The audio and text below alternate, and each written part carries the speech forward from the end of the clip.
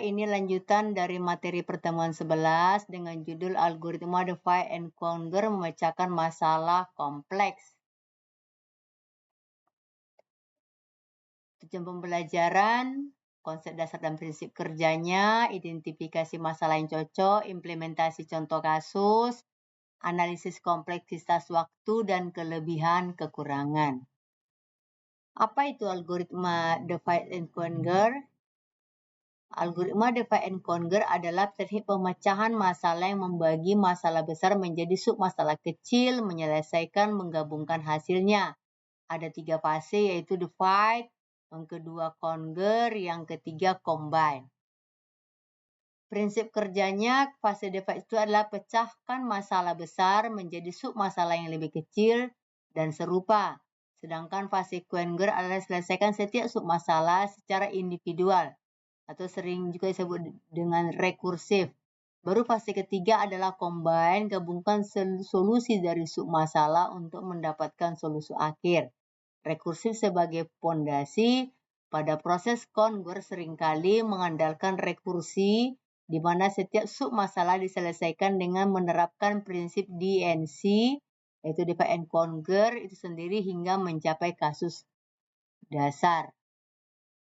Identifikasi masalah yang cocok yaitu karakteristik masalah yang ideal adalah dapat dipecah menjadi submasalah yang lebih kecil dan serupa. Submasalah dapat diselesaikan secara independen. Solusi dari submasalah dapat digabungkan untuk hasil akhir. Jadi, divide and conquer cocok untuk masalah dengan submasalah yang independen atau tidak tumpang tindih. Dapat digunakan untuk masalah yang tumpang tindih yaitu nanti dynamic programming ya. Studi kasus di sini adalah merge sort. Kalau kita lihat di sini input array, sort left, sort right half, baru di merge kan, digabungkan dia. Langkahnya sini dipecah dulu, baru diurutkan, baru di-combine.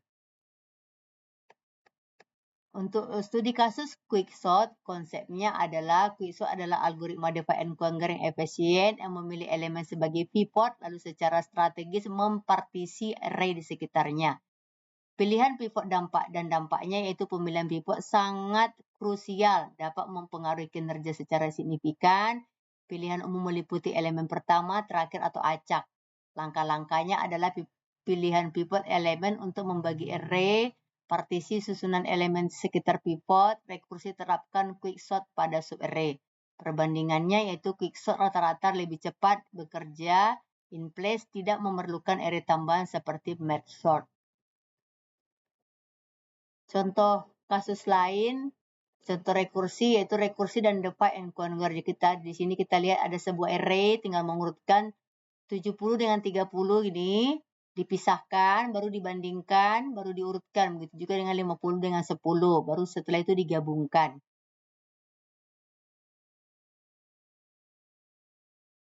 Analisis kompleksitas waktu. Notasi asimptotik BO mengukur batas kinerja algoritma, mewakili skenario terburuk dan tidak tergantung pada konstan mesin. Sini ada teoremanya, master teorema untuk rekursi. Baru analisis merge sort dan analisis quicksort. Kelebihan algoritma divide and conquer yaitu efisiensi untuk masalah besar.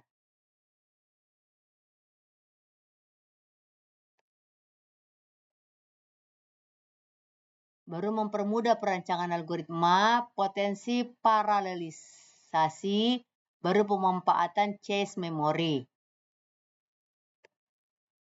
Kekurangan dari algoritma ini adalah overhead rekursi dan stack overflow. Di sini katakannya setiap panggilan fungsi rekursi menambah beban kinerja karena alokasi memori tambahan untuk menyimpan konteks fungsi. Pada dataset besar, ini dapat menyebabkan kedalaman stack yang berlebihan. Yang kedua, tidak efisien untuk submasalah kecil.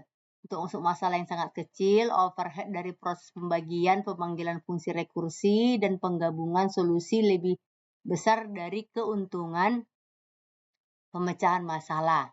kebutuhan memori tambahan, baru masalah submasalah tumpang tindih.